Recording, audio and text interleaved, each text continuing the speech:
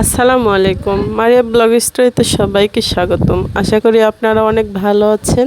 আলহামদুলিল্লাহ আমি অনেক ভালো আছি। আজকে নতুন একটা ইউনিক পিঠা নিয়ে আপনাদের মাঝে চলে আসলাম। দেখতে হলে পুরো ভিডিওটি অবশ্যই লাইক দিয়ে সঙ্গে থাকবেন।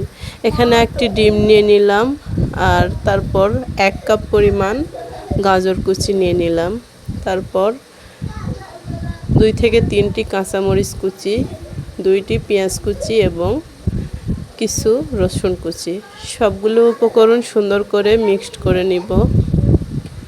বন্ধুরা, দেশে এবং দেশের বাইরে থেকে কে কোথা থেকে আছেন, প্রত্যেকে একটি লাইক দিয়ে পুরো ভিডিওটির সঙ্গে থাকবেন। এখন এর মধ্যে দিয়ে দিলাম স্বাদমতো লবণ, একটু হলুদের গুঁড়ো, আর দিয়ে দিলাম একটু গরম মশলার গুঁড়ো, দিয়ে সুন্দর করে মিক্সড করে নিলাম। এখন দিয়ে দিলাম 1 বাটি সুজি, ছোট বাটি মেপে 1 বাটি সুজি দিয়েছি। আর এখানে পরিমাণ মতো ময়দা দিয়ে সুন্দর করে ময়দাটি আমি চালনির সাহায্যে চেলে নিব, কারণ ময়দার মধ্যে অনেক নোংরা থেকে যায়, সেই জন্য চেলে নিতে হবে। সবগুলো উপকরণ একসাথে মিক্সড করে নিব। এখন মিক্সড করে নেওয়ার পর আমি অল্প অল্প করে পানি দিয়ে একটি সুন্দর ব্যাটার তৈরি করে নিব। খুব ঘনত্ব একটি ব্যাটার তৈরি করে নিব। এই ব্যাটারটা দিয়ে আমি এই মজাদার পিঠা বানাবো। এখানে অ্যাড করে দিলাম 1/2 টেবিল চামচ বেকিং পাউডার। বেকিং পাউডারটা দিলে পিঠাটি খুব সহজেই ফুলে যায় আর খেতেও দুর্দান্ত টেস্ট হয়ে থাকে। এটা একদম স্বাস্থ্যকর একটি নাস্তা। আপনারা অবশ্যই বাসায় ছোট বড় সকলকে এরকম নাস্তা বানিয়ে দিতে পারেন। 10 মিনিট রেস্টে থাকার পর আবারও আমি চলে আসলাম। দেখুন ব্যাটারটা কত সুন্দর স্মুথ হয়েছে।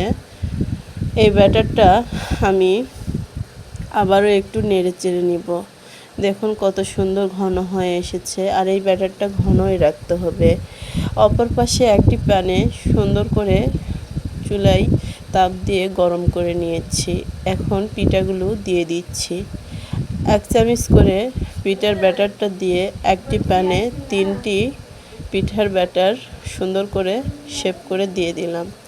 দেখতেই পাচ্ছেন এই পিঠাটি এতটাই স্বাস্থ্যকর যা বলে বোঝাতে পারবো না। এখানে সব কিছু তেল ছাড়া খাবার মানেই স্বাস্থ্যকর। এই যে এখন ঢাকা দিয়ে দিলাম। ঢাকা দিয়ে আমি পুরোপুরি 1 মিনিট পর ঢাকাটা উঠালাম। দেখুন কত সুন্দর পরিপূর্ণভাবে হয়ে গিয়েছে। পিঠাটি একদম হয়ে গিয়েছে। পিঠাটি কত সুন্দর ফুলে উঠেছে, দেখতেই পাচ্ছেন। এভাবে আপনারা বাসায় বানিয়ে নিতে পারেন। দেখুন আপনাদের বোঝার সুবিধার্থে আবারও আমি পিঠা বানিয়ে দেখিয়ে দিচ্ছি কত সুন্দরভাবে পিঠাগুলো হয়ে যাচ্ছে। এভাবে পানির মধ্যে দিয়ে দিলাম এবং আবারও ঢাকা দিয়ে সুন্দর করে 1 মিনিট পর তুলে নিব।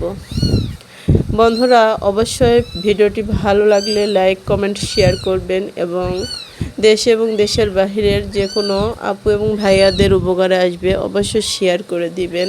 সবাই যেন এরকম স্বাস্থ্যকর খাবার বানিয়ে খেতে পারে। এই যে আবারও ঢাকা দিয়ে দিলাম। 1 মিনিট পর আবারও ফিরে আসলাম। দেখুন কত সুন্দরভাবে পিঠাগুলো হয়ে গিয়েছে। এভাবে সবগুলো পিঠা আমি বানিয়ে নিয়েছি।